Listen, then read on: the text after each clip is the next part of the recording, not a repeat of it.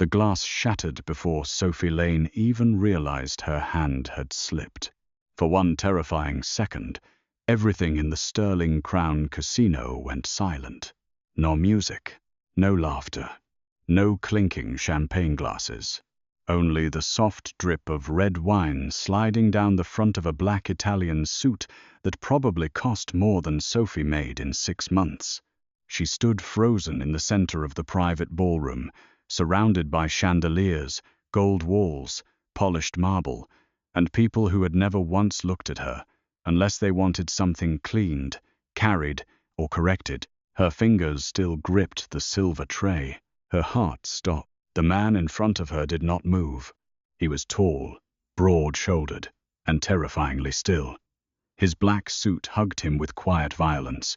His dark hair was combed back neatly, his jaw clean-shaven, his eyes cold enough to make the entire room feel colder. Sophie had served wealthy men before. Arrogant men, drunk men, cruel men. But this man was different. He did not need to raise his voice to be dangerous. He did not need to threaten anyone. Danger moved around him like smoke. "I'm sorry," Sophie whispered, her voice barely alive. "I'm so sorry." A woman near the champagne tower gasped as if Sophie had committed murder. 2 men in tuxedos stepped back. A waiter behind her muttered a curse under his breath. Then Caleb Sterling laughed. It was not a loud laugh. It was worse. It was amused. Laissez. Cruel. The billionaire owner of the casino stepped forward with a glass of scotch in his hand, his silver hair shining under the chandelier light. His smile was the kind men used when they knew the entire room belonged to them. "Well," Caleb said, looking Sophie up and down, "that is what happens when you let the help serve above their station." Heat climbed Sophie's neck. She stared down at the red stain spreading across the stranger's shirt beneath his jacket. Her hands began to tremble. "I'll pay for the cleaning," she said quickly, though she had no idea how. "I'll work extra shifts." "I didn't mean—" Caleb cut her off with a sigh. "Of course you didn't mean to. Women like you rarely mean to ruin expensive things.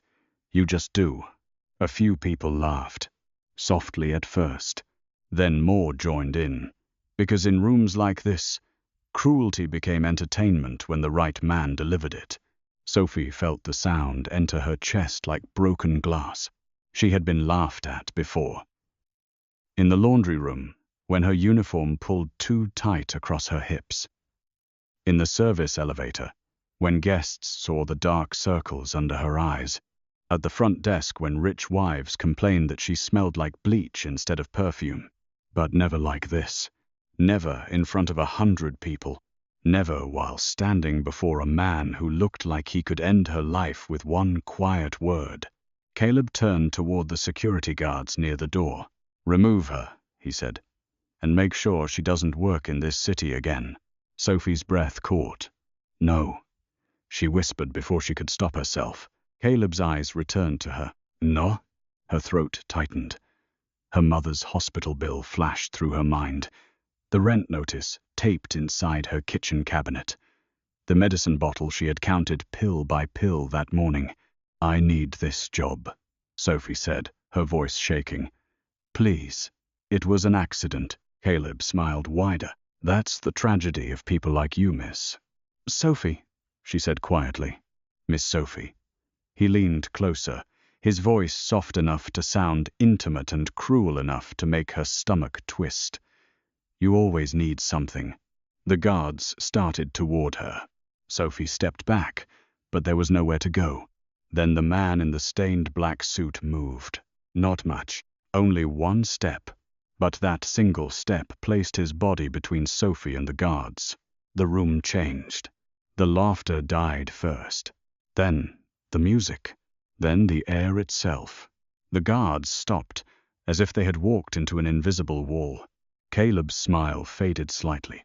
The stranger looked down at the wine stain on his suit. Then he looked at Sophie's trembling hands. For the first time, his eyes met hers. They were dark, not warm, not gentle, but focused. so focused that Sophie forgot the room around them. He studied her, like she was not a maid, not a mistake, not a problem to be removed, like she was a person. Then he turned his head slowly toward Caleb Sterling. "Apologize to her," he said. His voice was calm, deep, controlled. Caleb blinked. Several people shifted uncomfortably. "I beg your pardon," Caleb said. The stranger took another step forward. He did not raise his voice. He did not need to. "On your knees." A woman dropped her champagne glass. It shattered somewhere behind Sophie, but no one looked. Caleb's face darkened. "You are a guest in my casino." "No," the stranger said. "I am the reason half the men in this room are still alive." Someone whispered a name. "Roman." Then another voice, lower and afraid. "Roman Vescari." Sophie heard the name pass through the ballroom like a prayer spoken in the wrong church. Roman Vescari, the most feared mafia boss in Nevada. The man investors smiled at in public and prayed, never called them in private. The man whose name hotel staff said only in whispers. The man Sophie had just spilled wine on. Her stomach dropped. Caleb Sterling's jaw tightened. "Roman, let's not make a scene." Roman's expression did not change. "You already made one." Caleb looked around the room.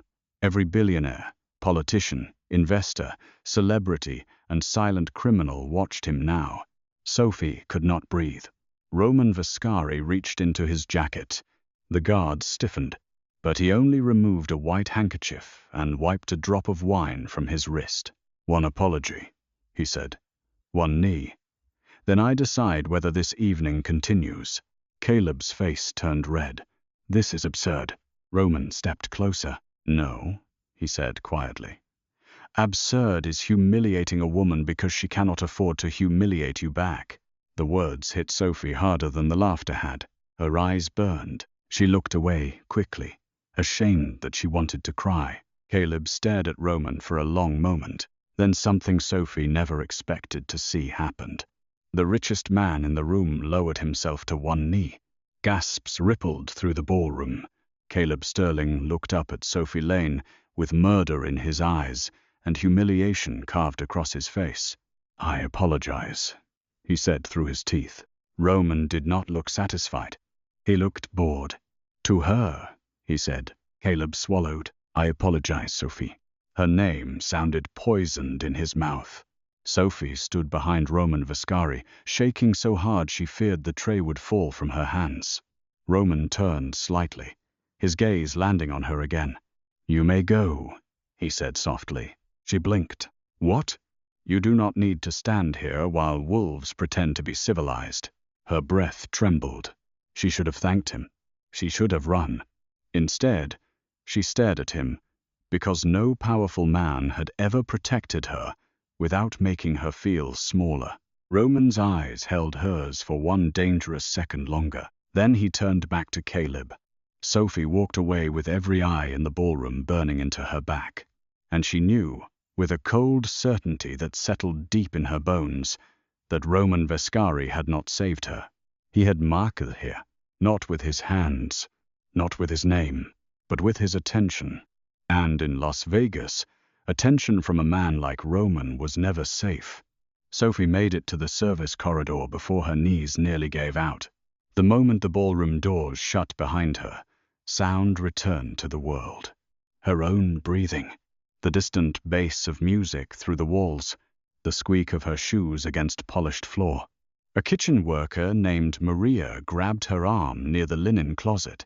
"Sophie," Maria whispered, eyes wide. "What happened?" "I spilled wine," Sophie said. "On Roman Vescari?" Sophie pressed a hand to her stomach. "I didn't know who he was." Maria looked toward the ballroom doors, as if Roman might appear through them. "Girl, nobody spills wine on Roman Vescari and walks away." "I did." "No," Maria said quietly. "You walked away because he let you." That should have made Sophie feel protected. Instead, it made her feel trapped. She returned to the employee locker room, changed out of her wine-splattered apron, and tried not to think about the way Roman had looked at her hands instead of his ruined suit. By midnight, her supervisor had already received the order. Suspended. Pending review. No pay. Sophie stood under the fluorescent lights while Mr. Ellison, the night manager, avoided looking her in the eye. "You understand the position this puts us in," he said.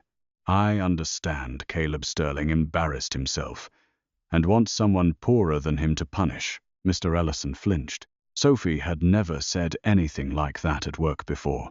She could not afford to. But something about kneeling billionaires changed the shape of fear. "Sophie," he warned gently, "don't make this worse. My mother's medication is due Friday. I'm sorry." "No, you're not." He said nothing. That was the worst part, not the cruelty. Sophie understood cruelty. It was the silence of people who knew something was wrong and still chose their paycheck over their spine. She left the casino through the employee exit at 1:13 a.m., wearing her old beige coat and carrying a canvas bag with her uniform inside. Las Vegas glowed around her in neon pinks and electric blues. Tourists laughed on the sidewalk. A drunk couple kissed near a fountain. Somewhere, slot machines sang their endless metallic lullaby. Sophie walked toward the bus stop behind the hotel, trying to calculate how many shifts at her second job she would need to cover the suspension. Then she saw the black car. It waited at the curb like a shadow. Long, polished, silent. A man in a dark suit stood beside the rear door. Sophie stopped walking. The man inclined his head. "Miss Lane." Her blood went cold. "No." The man blinked once. "Excuse me? I don't know what you're about to offer, but no." The rear window lowered. Roman Vescari sat inside the car. The city lights traced the hard line of his cheekbone. He had changed his shirt, but not his expression. He looked exactly as he had in the ballroom, calm, untouchable, and entirely too focused. "Get in," he said. Sophie laughed once, sharp and disbelieving. "No." His eyes narrowed slightly. Most people probably did not refuse him. Most people probably did not know how. But Sophie was tired. Too tired to be careful. Too tired to perform gratitude for a man who had turned her humiliation into a power move. "With all due respect," she said, though her tone held none, "I'm not getting into a car with a mafia boss at 1 a.m. The driver looked offended. Roman did not. He studied her for a moment, then opened the door and stepped out. Sophie's body reacted before her pride could stop it. She stepped back. Roman noticed. Something flickered in his eyes. Not hurt, not softness. Control. He stopped several feet away. "I did not come to frighten you. Then you should have sent someone less frightening." The corner of his mouth moved slightly. Almost a smile. "Almost. I came to make sure you got home safely. I've been getting home safely for years without you. Tonight is different. Because you made Caleb Sterling kneel in front of rich people? Because Caleb Sterling will need someone to blame for the shame he feels." Sophie hated that he was right. Still, she lifted her chin. "I'm not your responsibility." "No," Roman said. "You are not." The answer surprised her. She expected him to argue, to insist, to command. Instead, he reached into his jacket slowly and removed a small black card. The same motion had made armed men freeze earlier. Now he held the card between 2 fingers and extended it toward her. "My number." Sophie looked at it, then at him. "I don't need it." "You may." "I won't call." "I know." "Then why give it to me?" Roman's eyes held hers. "Because one day you will be in a room where every exit is blocked. And when that happens, pride will not open the door. I will." The words should have sounded arrogant. They did. But beneath the arrogance was something else. A certainty so deep it felt like a promise. Sophie took the card because refusing would keep him standing there longer, and she wanted very badly to stop feeling the weight of his attention. Their fingers did not touch. Roman made sure of it. That unsettled her more than if he had tried. He stepped back. The driver opened the door. Sophie expected Roman to get in and disappear. Instead, he said, "The bus you take stops running in 12 minutes.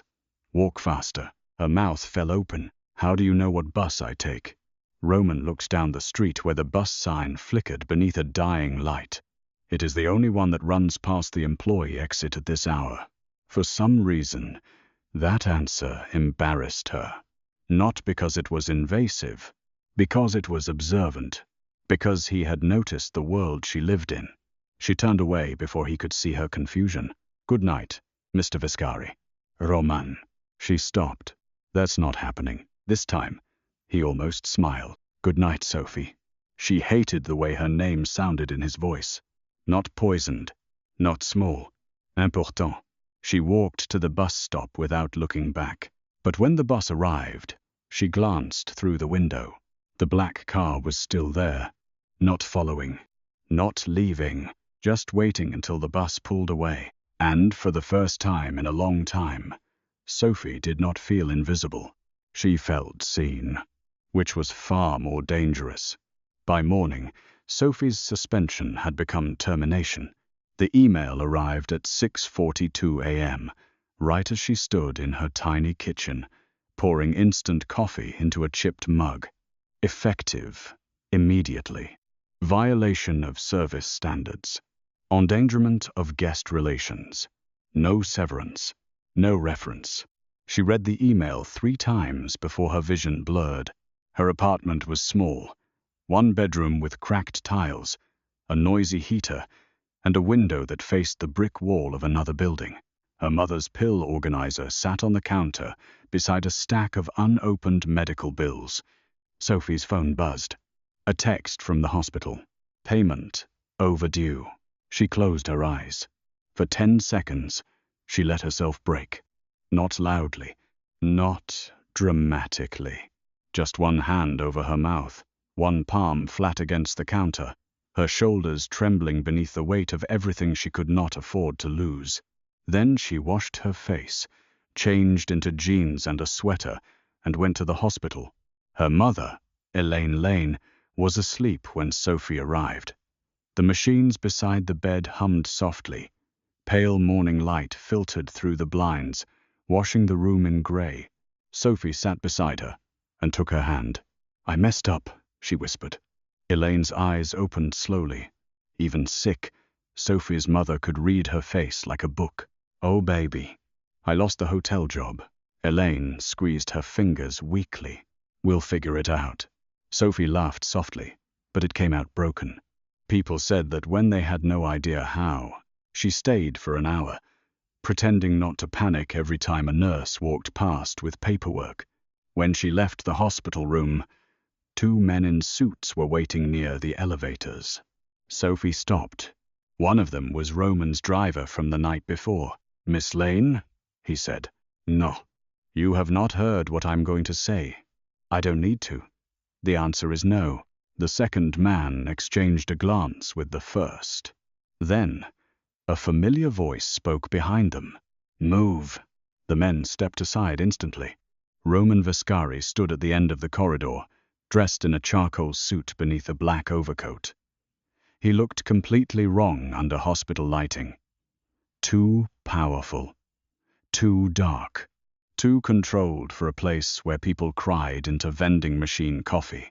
Sophie felt anger rise before fear could take root. "You cannot show up here." "I can. Don't correct me like I work for you." "You do not work for anyone now." The words hit too close. Her eyes narrowed. "So you heard."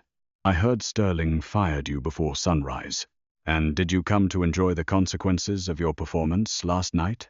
Something cold passed through his face. "My performance? You didn't defend me because you cared.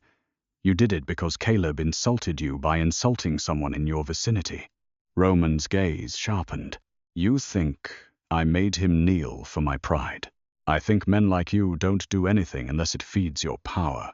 For a moment, the hallway seemed to hold its breath. His men looked away. Roman stepped closer, then stopped before he entered her space. "You are not wrong about men like me," he said quietly. "But you are wrong about last night." Sophie hated that his calm made her feel reckless. "Then why are you here?" "To offer you a position." She laughed. "No, you have not heard. I'm not becoming your maid." A muscle moved in his jaw. "I was going to offer you work at a hotel I own. Same position, higher pay, better hours, no contact with me unless you request it." That silenced her. For one dangerous second, the offer opened in her mind like a door. Higher pay, better hours, medication covered, rent stable, her mother safe. Then she imagined accepting help from Roman Vescari. She imagined the invisible chain that would come with it. "No," she said. Roman watched her. "You would rather struggle?" "I would rather struggle standing." His eyes darkened, but not with anger, with fascination. "Pride is expensive. So are men who think kindness is a transaction." For the first time, Roman looked almost struck. Sophie turned toward the elevator, but he spoke again. "Sterling did not only fire you." Her hand froze near the button. "He sent your name to every major hotel group on the Strip.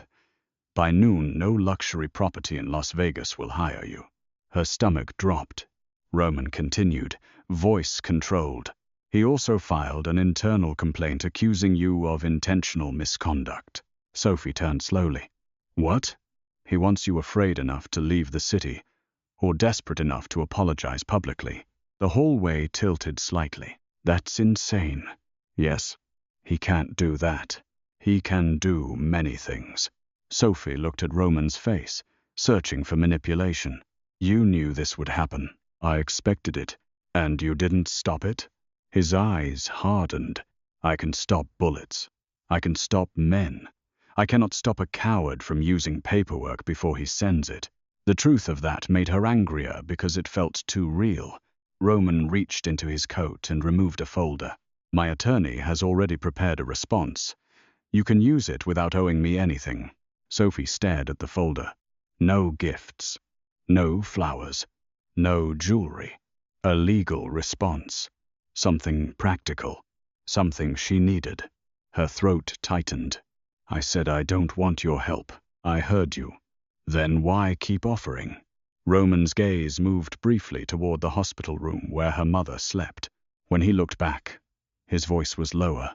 "Because last night, you stood in a room full of people who laughed while you were terrified, and not one of them cared whether you survived the morning."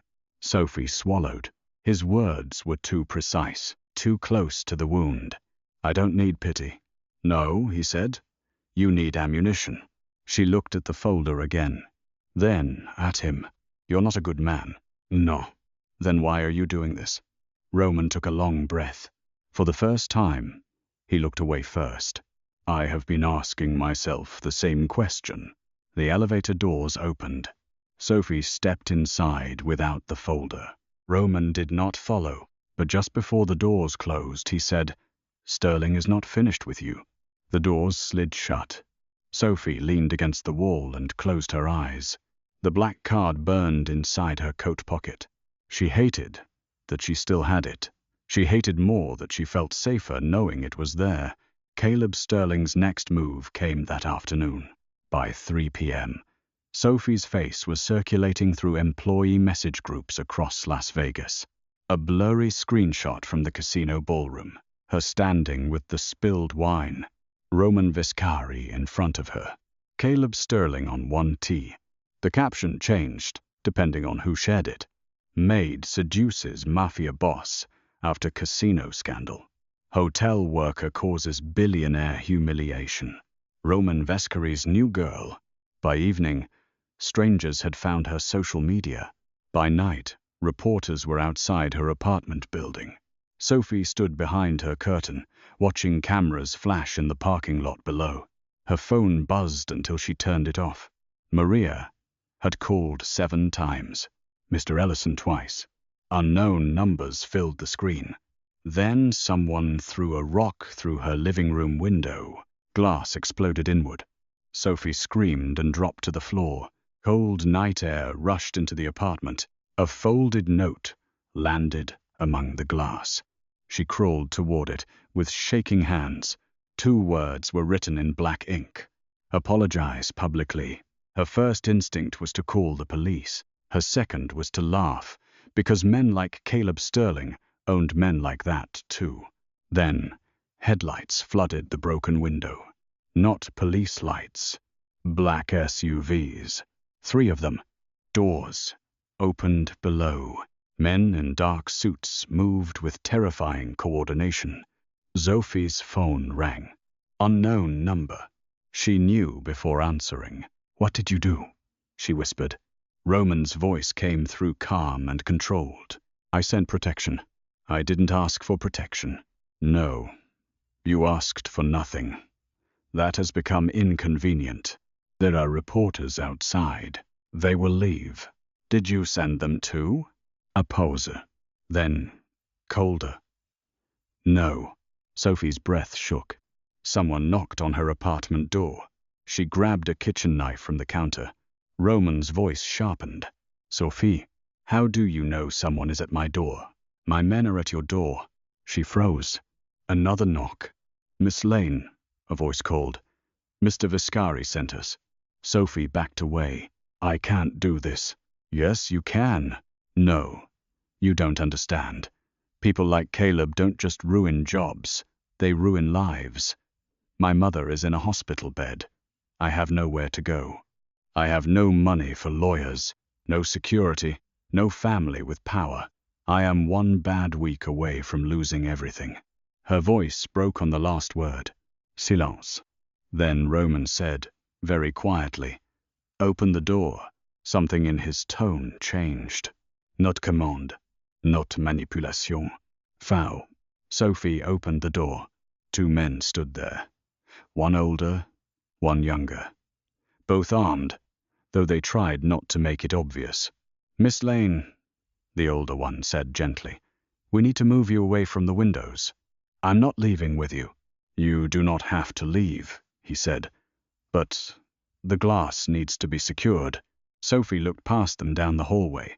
No Roman. Of course not. She did not know whether she was relieved or disappointed. His men moved efficiently. One stayed by the door. Another covered the window with temporary board and heavy tape. A third escorted the reporters away without touching them, without shouting, without visible threats. Within 15 minutes, the parking lot emptied. Within 20, Sophie's apartment felt less exposed. Within 30, Roman Vescari arrived. He did not storm in. He knocked. That almost undid her. Sophie opened the door, still holding the kitchen knife. Roman's eyes dropped to it, then back to her face. "Good," he said. She frowned. "You're complimenting my knife?" "I am complimenting your instinct. I could stab you." "Yes? You don't seem worried. If you intended to stab me, you would not be warning me."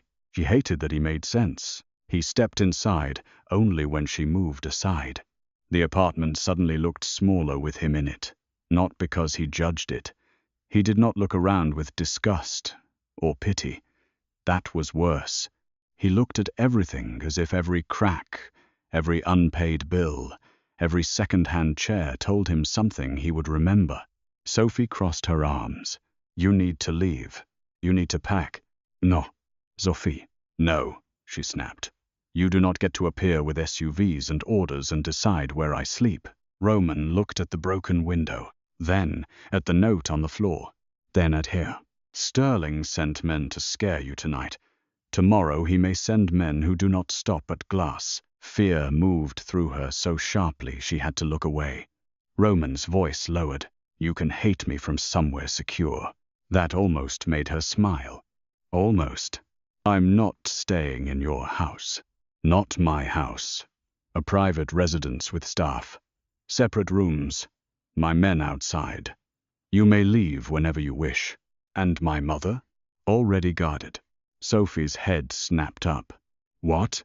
"2 men at the hospital. Discreet. No one enters her room without clearance." Anger and relief collided so violently that tears burned her eyes. "You had no right." "No," Roman said. I had no time. She stared at him. He did not apologize. Somehow that made him easier to believe. Men who apologized too quickly usually wanted forgiveness they had not earned. Roman simply stood there, accepting her fury like weather. I don't trust you, she said. I know. I am not yours. His eyes darkened. No, he said softly. You are not. The way he said it should have comforted her. Instead, it made the room feel warmer, closer, more dangerous. Sophie looked at the boarded window, the note, the glass, the life she had been barely holding together before one spilled glass of wine turned it inside out. Then she looked at Roman Vescari. I leave when I want. Yes. You don't touch me. His jaw tightened once, never without permission. You don't pay my mother's bills. Pause. Sophie. No, that is not negotiable. His eyes held hers. Fine. You don't lie to me. That one changed him. Not much, but enough. A shadow passed through his face. I will not lie to you about anything that concerns your safety. Sophie noticed the careful wording. What are you hiding?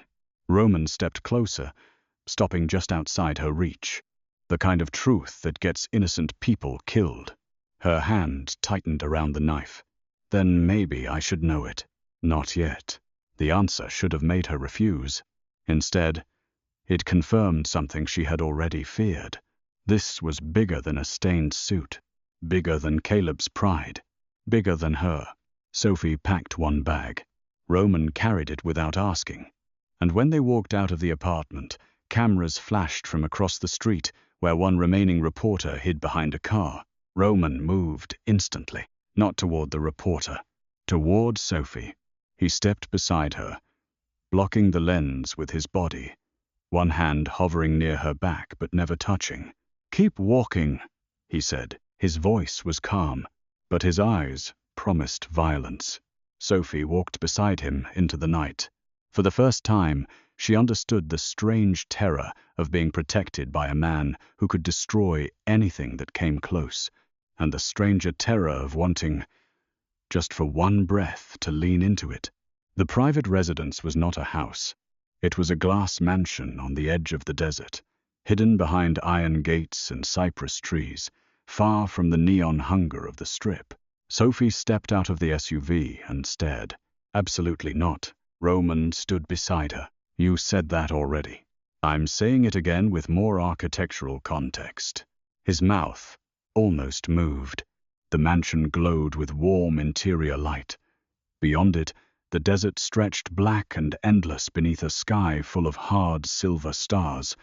Inside, everything was too quiet, too expensive. Marble floors, dark wood, floor-to-ceiling windows. A staircase that curved like something from a movie. Sophie stood in the foyer, clutching her canvas bag, and feeling like a stain someone had forgotten to clean.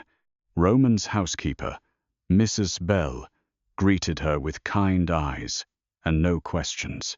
That helped. A little. You'll be in the East Guest Suite, Mrs. Bell said. There are clothes if you need anything, but no one will enter your room without permission. Sophie looked at Roman. He stood near the door, speaking quietly with one of his men. He had not touched her, had not crowded her, had not asked for gratitude. Somehow, that made everything harder. Mrs. Bell led Sophie upstairs to a bedroom larger than her entire apartment. Cream walls, soft lamps, a bed with white linens, a balcony overlooking the desert. There were fresh towels in the bathroom, a phone charger beside the bed, a lock on the door. Sophie checked it twice. Then she sat on the edge of the mattress and cried silently into her hands. Not because she was weak, because she had been strong for so long that safety felt like a trick. An hour later, there was a knock. Sophie wiped her face. Who is it? Roman. Her heart changed rhythm. I'm tired. I know. She waited.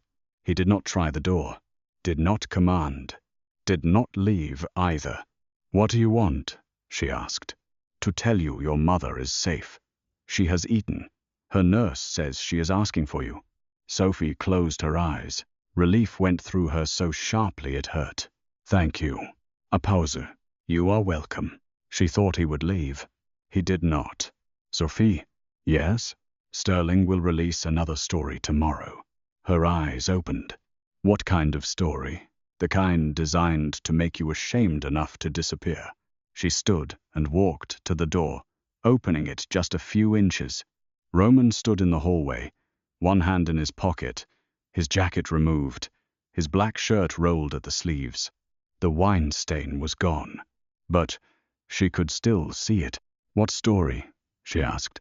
His gaze dropped briefly to her eyes, red from crying. Something dangerous softened and hardened at once. He will imply you and I were involved before last night. That you staged the incident. That you were paid. Sophie laughed. Hollow. Of course. I will shut it down. How? Publicly. No. Sophie. No. I am not becoming a headline in a war between two powerful men. You already are. Then stop making it worse. Roman's eyes flashed. I am trying to keep you alive. And I am trying to keep what little dignity I have left. The words landed between them. Roman said nothing for a long moment. Then he nodded once. What would you have me do? She blinked. No one with power had asked her that in a long time. Maybe ever. I want the truth, she said. Which truth? The one you keep stepping around. Roman's expression closed. Sophie laughed softly. There it is. You are safer not knowing. I was safer before I spilled wine on you. No, he said. The certainty in his voice chilled her. She opened the door wider. What does that mean? Roman looked down the hallway, then back at her. It means Sterling did not target you because of the wine. Her pulse slowed. What? The wine made you visible, but you were already useful to him. Sophie's mouth went dry. I'm a maid. You clean private rooms. You enter spaces other people cannot. You see what wealthy men forget to hide. I don't know anything. You may have seen something without understanding it. She thought back through weeks of suites, offices, private lounges, dirty glasses, discarded receipts, lipstick on crystal, pills crushed into carpets. Nothing. Everything. What did I see?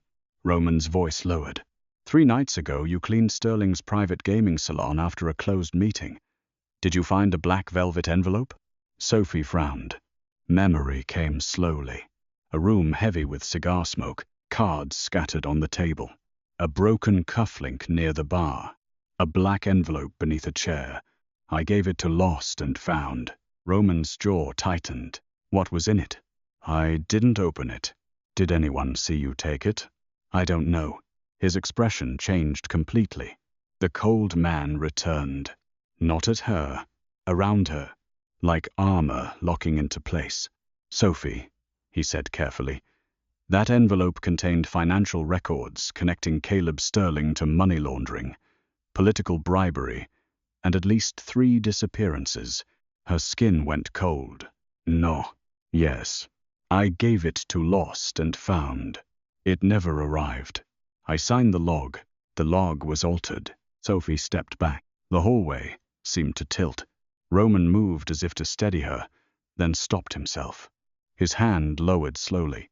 She saw the restraint, felt it more than any touch. Why didn't you tell me? Because the moment you understood what you had touched, your fear would change. Fear is readable. By who? By men like Sterling. A silence stretched between them. Then Sophie whispered, He thinks I still have it.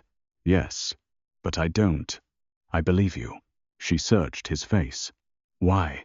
Because you were terrified when you spilled wine on me, but not guilty. Her throat tightened. You noticed that? I notice everything in rooms where people pretend not to bleed. The line should not have moved her. It did, because it sounded less like a threat and more like confession. Sophie leaned against the doorframe. So now what? Now, Sterling will try to break you before he realizes you do not have what he wants. And if he realizes, Roman's eyes turned black, then he will try to erase you. The words settled in the hallway like smoke. Sophie should have slammed the door. Instead, she asked, "And what will you do?" Roman looked at her for a long time. "When he comes for you," he said, "I will become exactly what men like him believe I am." She should have been horrified. Part of her was, but another part, the exhausted part, the part that had been mocked and cornered and fired and shattered, felt something dangerously close to relief. Roman saw it.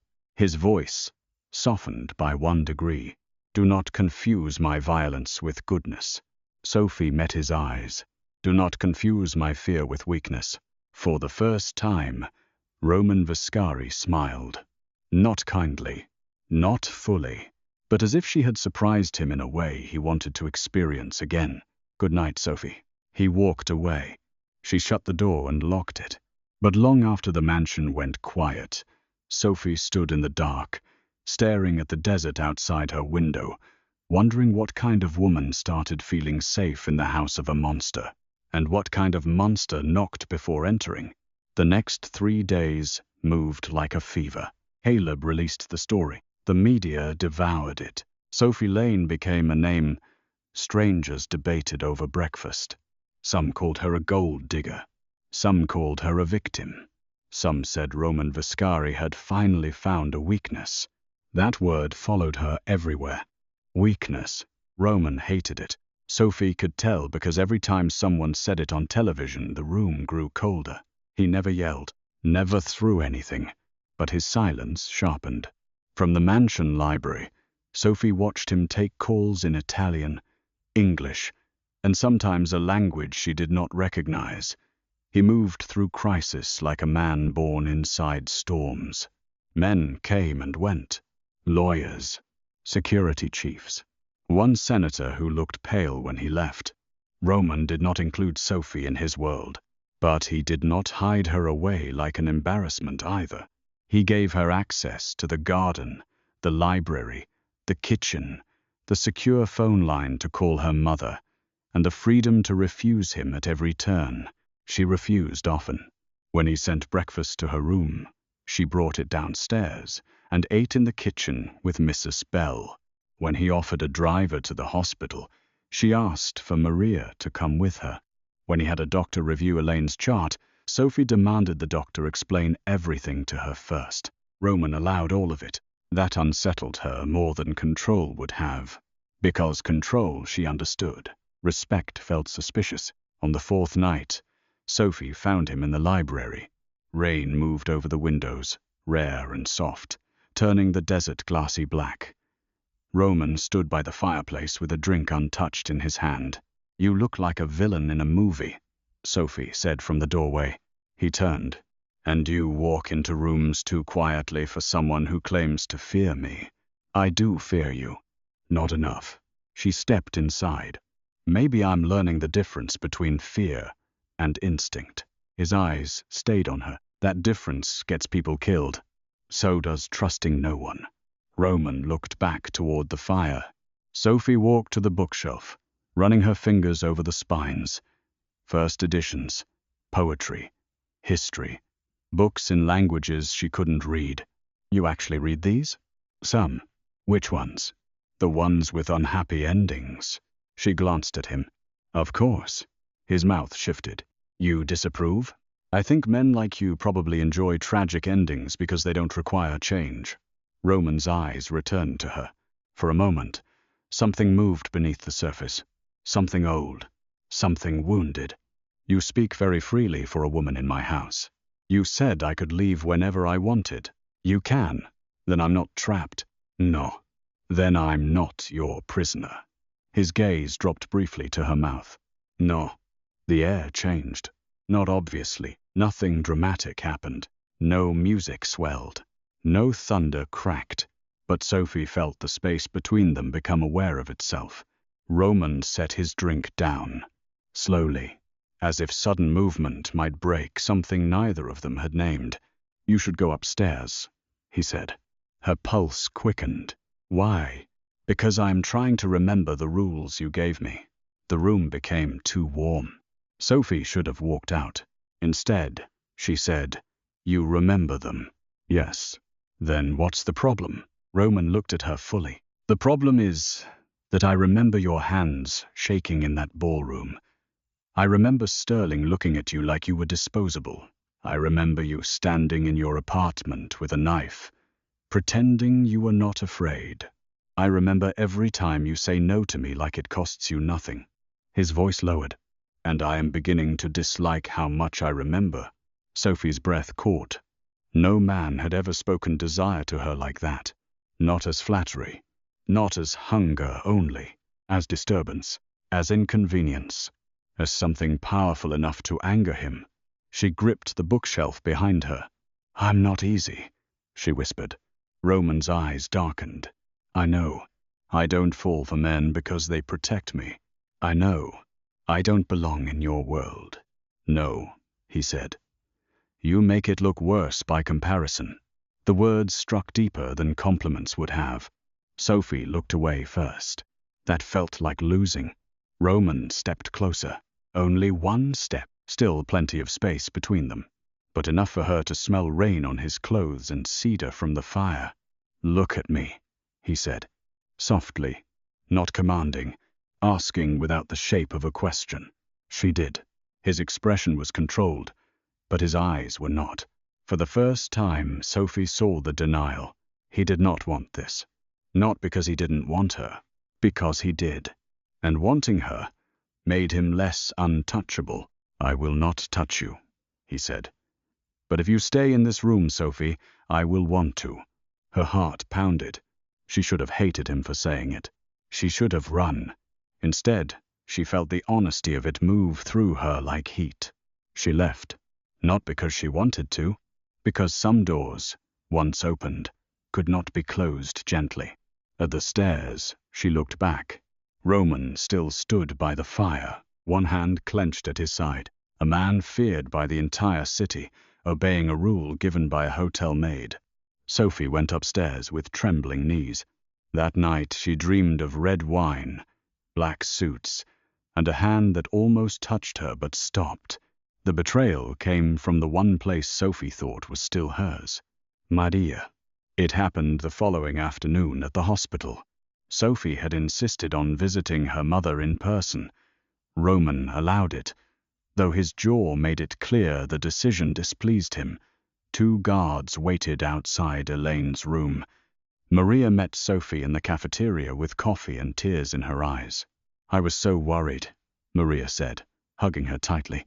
Sophie closed her eyes and hugged back. For a few minutes, she felt almost normal. 2 women at a hospital table. Bad coffee. Shared fear. Then Maria slid a phone across the table. What is this? Sophie asked. Just watch. The video was shaky, dark. A man's voice spoke off camera. Roman's voice. Sophie recognized it instantly. Then, another voice. Caleb Sterling. The footage showed a warehouse. Roman standing over a man kneeling on the concrete. Blood on the floor. A gun in Roman's hand. Sophie's stomach turned. Caleb's voice came through the speaker. You always did enjoy hurting people weaker than you, Roman. Roman replied, cold and empty, only when they forget what they owe. Then the video cut off. Sophie looked up. Maria's face was pale. Someone sent it to me this morning, Maria whispered. They said you needed to know who you're staying with. Sophie pushed the phone back. I know who he is. No, Maria said, tears filling her eyes. You don't. Sophie, they said the man in the video was a hotel worker, like us. The cafeteria noise faded. What? They said he disappeared after stealing from Roman. Sophie stood so quickly the chair scraped backward. No, I don't know if it's true. Who sent it? I don't know. A blocked number. Sophie's mind raced. Roman had told her he was not good. He had told her not to confuse violence with goodness. But a hotel worker? Someone poor? Someone like her? The thought made her chest tighten. She left the cafeteria without finishing the coffee. By the time she returned to the mansion, fear had turned into anger because anger was easier to survive. Roman was in his office. Sophie walked in without knocking. His men moved to stop her. Roman lifted one hand. They froze. Sophie threw Maria's phone onto his desk. Explain it. Roman looked at the paused video. Something closed in his expression. Not guilt. Recognition. Where did you get this? Explain it. His gaze lifted to hers. That video is 6 years old. I didn't ask when it was. I asked what it was. The man kneeling was not a hotel worker. Then what was he? Roman said nothing. Sophie laughed once. But there was no humor in it.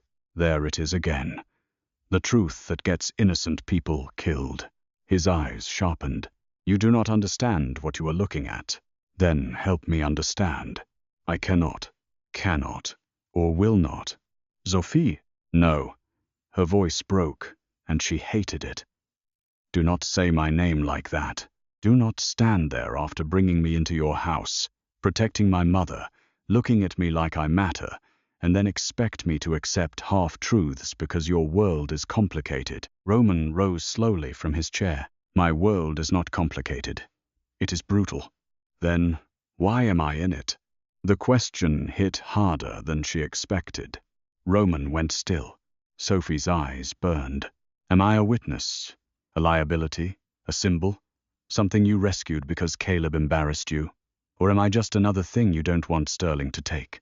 Roman came around the desk. She stepped back. He stopped immediately. Pain flickered across his face so fast she almost missed it. You think I would use you? I think men like you call it protection when they mean possession. His jaw tightened. And you think I would possess you by force? I don't know what you would do. The silence after that was devastating. Roman looked at her like she had struck him.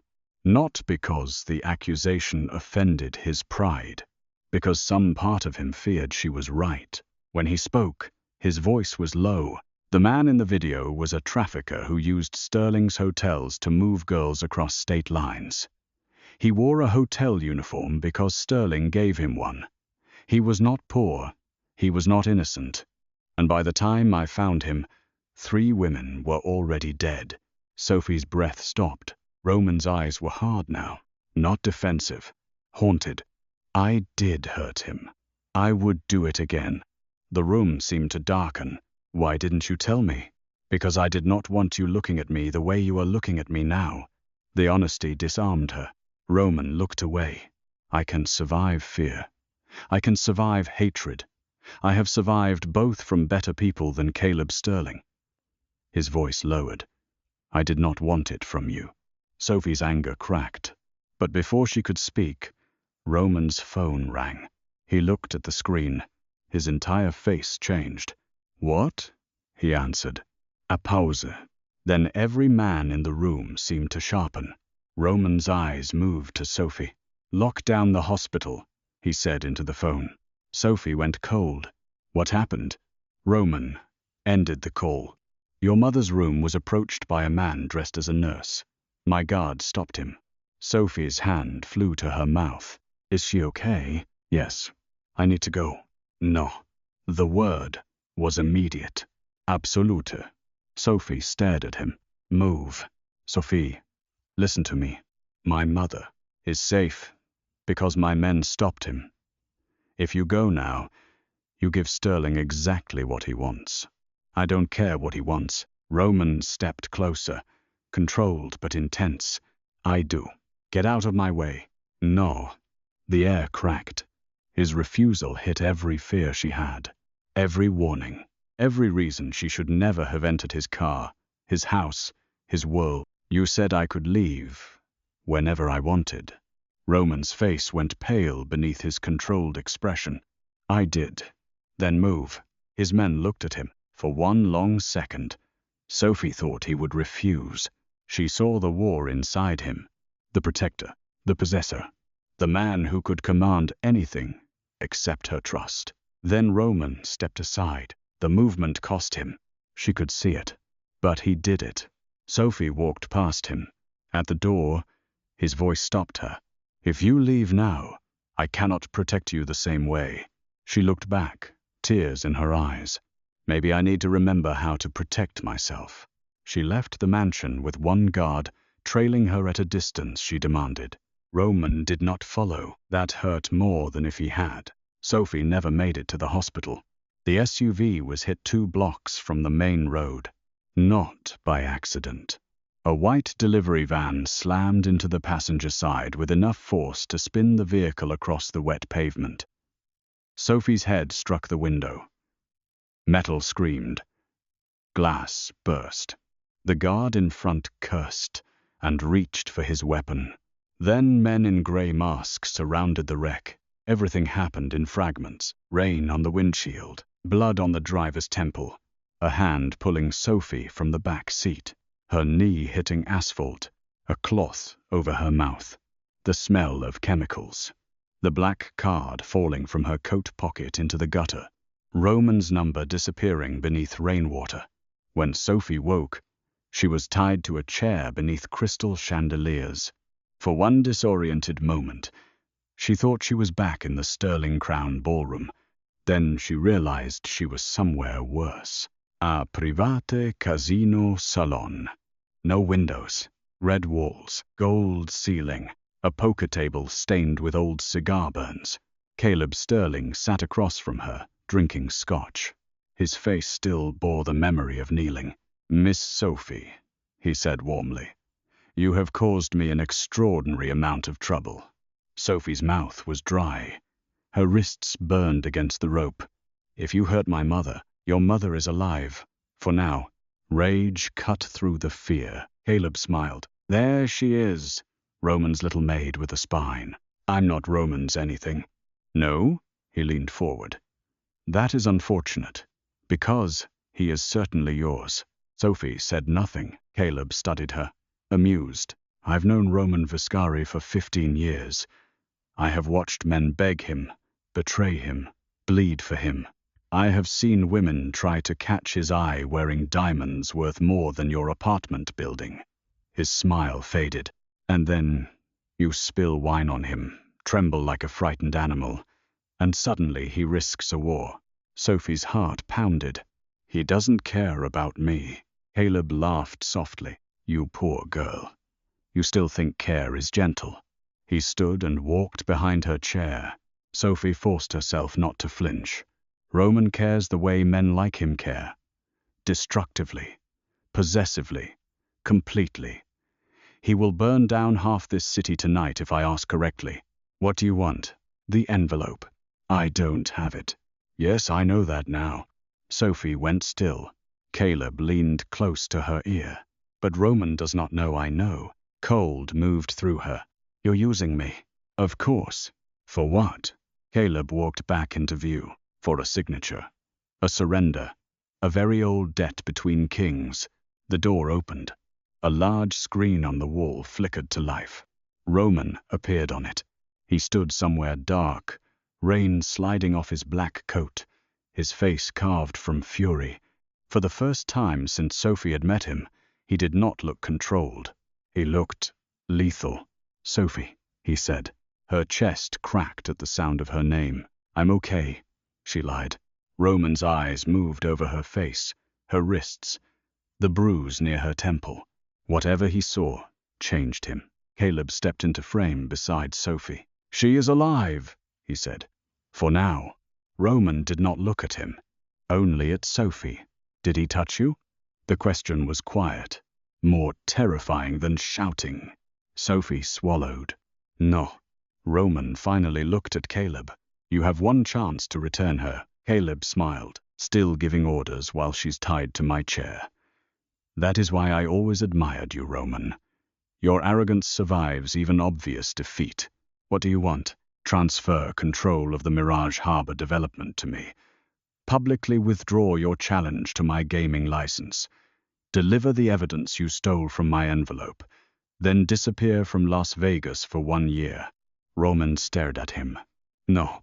Caleb grabbed Sophie's hair and yanked her head back. Pain shot across her scalp. Roman moved closer to the screen. "Take your hand off her." Caleb's smile widened. "There he is." Sophie saw it then. The trap was not the contract.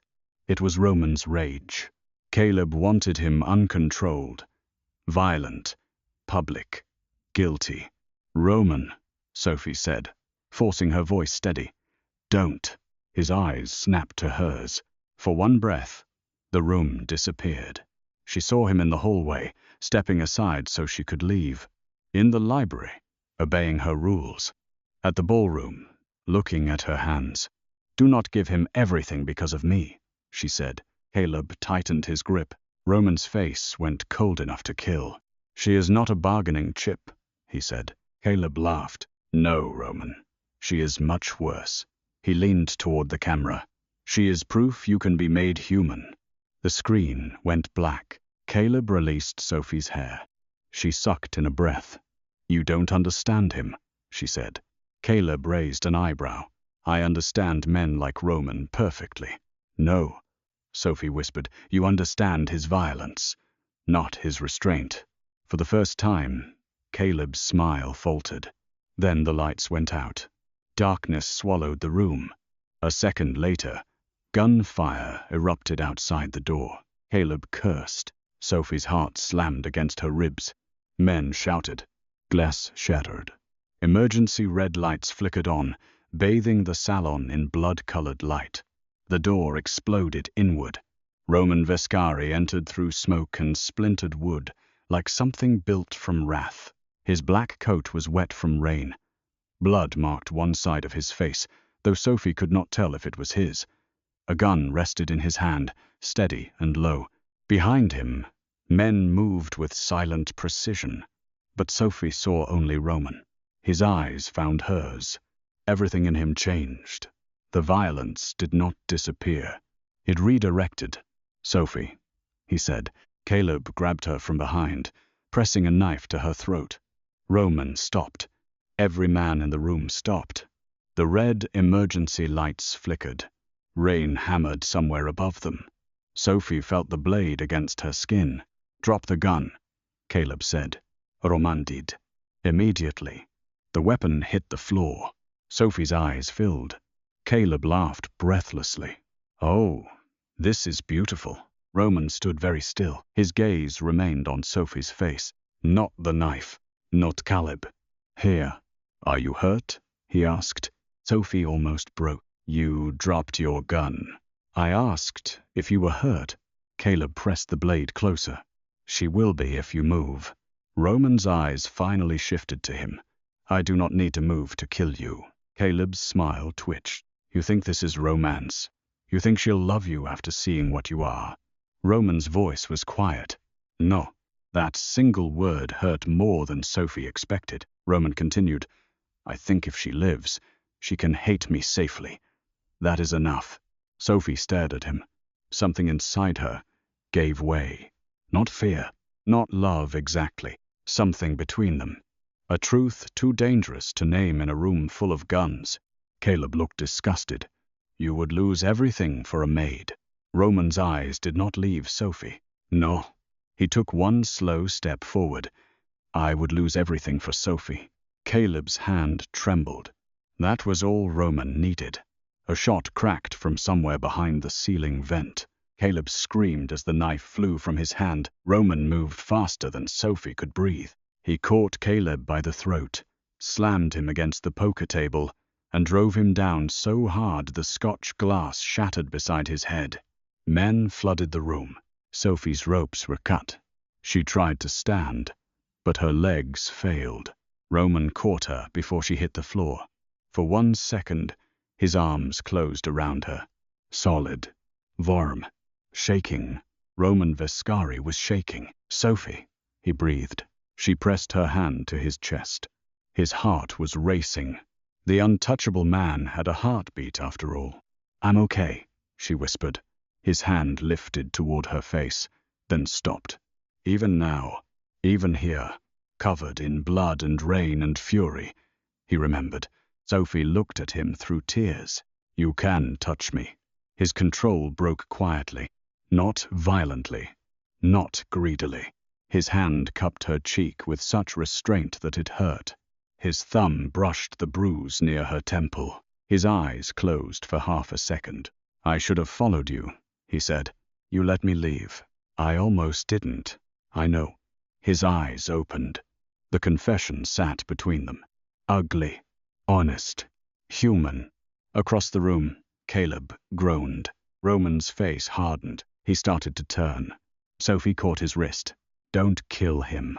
Roman looked back at her. "He took you. I know. He hurt you. I know. He will not stop." Sophie's fingers tightened around his wrist. "Then don't become his proof." For a long moment, Roman said nothing. Everyone watched him. His men. Caleb's men. Sophie. The old Roman would have ended Caleb Sterling on that floor. The old Roman would have called it justice. The man Sophie held by the wrist looked at the billionaire who had humiliated her, hunted her, and nearly killed her. Then he lowered his hand. "Call the federal contact," Roman said to his lieutenant. "Give them everything." Caleb laughed weakly from the floor. "You think prison scares me?" Roman looked down at him. "No." His voice was calm again, terrifyingly calm. "But public humiliation does." Within minutes, federal agents stormed the private salon. Cameras followed. Caleb Sterling was dragged out in handcuffs through the main casino floor, where guests, reporters, investors, and employees watched in stunned silence. His empire collapsed under flashing lights. But Roman was not finished. As Caleb was pulled past the ballroom entrance, Roman stopped him. The same ballroom, the same marble, the same chandeliers. Sophie stood beside Roman, wrapped in his coat, bruised but standing. Caleb looked at her with hatred. Roman stepped close enough for only him to hear. Then he said loud enough for the cameras to catch every word. "Apologize to her." Caleb's face twisted. Roman's eyes darkened. "On your knees." This time, Caleb Sterling fell because there was no empire left to hold him up. His knees hit the marble. The room went silent again. But Sophie was not trembling behind a tray now. She stood with Roman's coat around her shoulders, her chin lifted, her eyes steady. Caleb looked up at her. "I apologize," he whispered. Sophie looked at him for a long moment. Then she said, "I don't need it anymore," and walked away. Roman followed, not in front of her, not dragging her behind him, beside her. 3 months later, the Sterling Crown Casino had a new name, the Lane Foundation House. Sophie had argued with Roman for 2 weeks about it. She lost. Technically, it was not a casino anymore. Roman had stripped out the private gaming salons, dissolved the corrupt executive board, and turned the upper floors into a luxury medical recovery center for families who could not afford long-term care. Elaine Lane was one of the first patients transferred. She cried when she saw the room. Sophie cried harder. Roman pretended not to notice, which was the closest he came to mercy in emotional situations. Caleb Sterling's trial dominated national news. The envelope had reappeared eventually, recovered from a lost and found manager who had been paid to hide it. Combined with Roman's evidence, federal testimony, financial records, and 3 terrified witnesses Roman personally kept alive, it was enough to bury Caleb's empire. People called Roman a hero. He hated that. Sophie knew why. Heroes needed clean hands. Roman's never would be. But one evening, standing on the balcony of the recovery center while the Las Vegas skyline burned gold beneath sunset, Sophie realized she did not love him because he was good. She loved him because he was trying to become better without asking the world to forgive what he had been. Roman stood beside her, hands in his pockets, black suit immaculate as always. Still dangerous, still feared, still Roman, but quieter now when he looked at her. Less like ownership, more like awe. "You're staring," Sophie said. "Yes? You're supposed to deny it." "I rarely deny evidence." She smiled despite herself. Below them, traffic moved through the city like veins of light. Her mother was asleep inside, safe, healing, alive. Sophie leaned against the balcony railing. "You know, people still talk. People breathe. People lie. People talk. I control only 2 of those." She looked at him. "Which 2? His eyes met hers. "That depends on the day." She laughed softly. Roman watched her like the sound was something rare. Then his expression shifted. "I have something for you." Sophie narrowed her eyes. "If it's a building, I'm pushing you off this balcony. It is not a building." "A car?" "No." "Jewelry?" "No." "Roman." He reached into his jacket and removed a folded piece of paper. Sophie took it carefully. It was a business license for a hospitality training program funded through the Recovery Center. Her name was listed as director, Sophie Lane. Not Roman's mistress.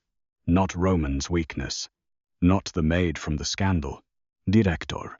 She stared at it until the letters blurred. "What is this?"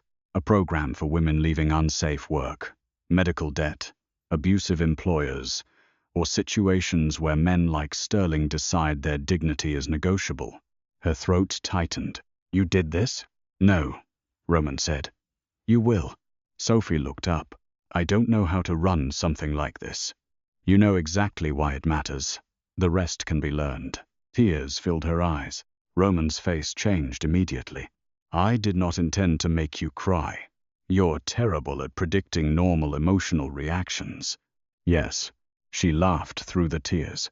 He stepped closer, then stopped.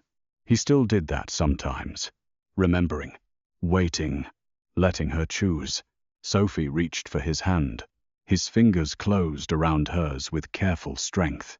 "I used to think you wanted to own me," she said. Roman's jaw tightened. "There were moments I wanted to." She appreciated the honesty, even when it scared her. "And now?" His thumb moved slowly over her knuckles. "Now I would rather be chosen by you than obeyed by anyone else." The words entered her heart quietly, permanently. Sophie stepped closer. Roman went still. The city glowed behind him. Neon, gold, and violet. The kind of city that swallowed girls like her and crowned men like him. But here they stood. A hotel maid who had spilled wine.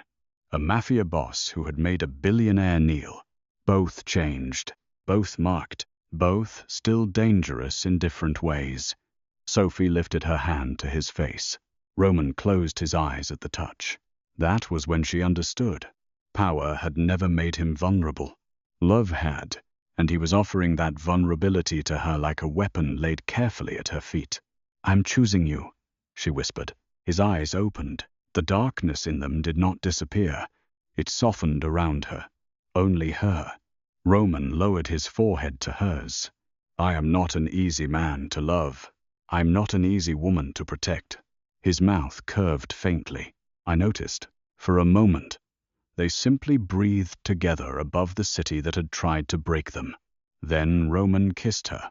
Not like conquest. Not like hunger taking what it wanted. Like restraint finally becoming devotion. Like every almost touch, every interrupted glance, every dangerous silence had led them here. Sophie held onto his jacket, and Roman held her as if the entire city could fall away, and he would not move unless she asked him to. Far below, cameras flashed at the entrance of the recovery center.